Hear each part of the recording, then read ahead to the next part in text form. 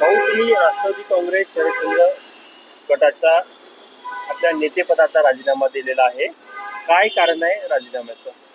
बघा, मी ज्या राष्ट्रवादी काँग्रेस पक्ष स्थापन झाला त्या स्थापनेपासून मी अनिल देशमुख साहेबांच्या नेतृत्वामध्ये या ठिकाणी काम करतो. बंगसाहेब असेल यांच्या नेतृत्वामध्ये त्यावेळेस काम करत होतो आणि मी सक्रिय 25 वर्ष या पक्षामध्ये आहे. प्राथमिक सदस्यापासून सक्रिय सदस्य असेल, क्रियाशील सदस्य असेल, सर्व असेल.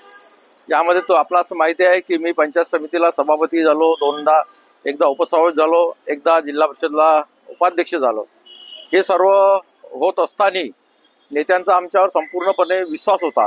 परंतु मधल्या काळामध्ये असं वाटलं मला की कुठेतरी आपण आमच्या नेत्यांचा विश्वास त्या ठिकाणी कमी झालेला आहे किंवा आम्ही कुठेतरी कमी पडलेलो आहे. आणि हे सर्व होत असताना ज्यावेळी असं वाटते की आपल्या जेव्हा काम करण्याची जी आपली संधी असते किंवा काम करण्याची जी आपली घोडदौड असते यामध्ये कुठंतरी आपली घोडदौड थांबल्यासारखी झाली. आणि विश्वास का कमी झाला असं वाटतं तुम्हाला, की काही नेत्यांनी घरच्या लोकांना जवळ केलं म्हणून तुम्हाला दूर केलं?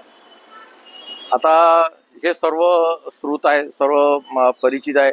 यावर मी कोणावरही आरोप प्रत्यारोप करणार नाही आणि हे आरोप प्रत्यारोप करणं हे काही आमच्याला माहीत नाही.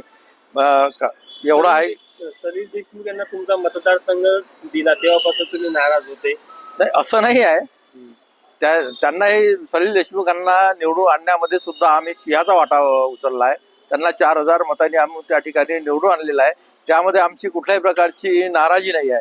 परंतु एकंदरीत जेव्हा आम्ही बघितलं की ग्रामीण जनतेमध्ये, कारण की मी ग्रामीण भागामध्ये राहतो, माझं गाव मेंढेपठार बाजार आहे आणि हे सर्व करीत असताना लोक आमच्याकडे येत असतात आणि तेव्हा लोकांची कामं झाली पाहिजे, हा त्या ठिकाणी आपला मूळ उद्देश आहे. पुढची वाटचाल कशी राहणार? तुम्ही भाजपमध्ये जाणार अशी एक चर्चा आहे. नाही, आता चर्चा काय, अफवा हा पसरत असतात.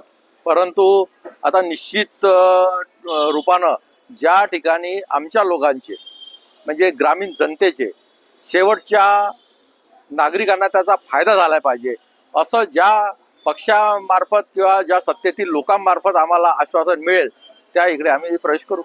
थँक्यू.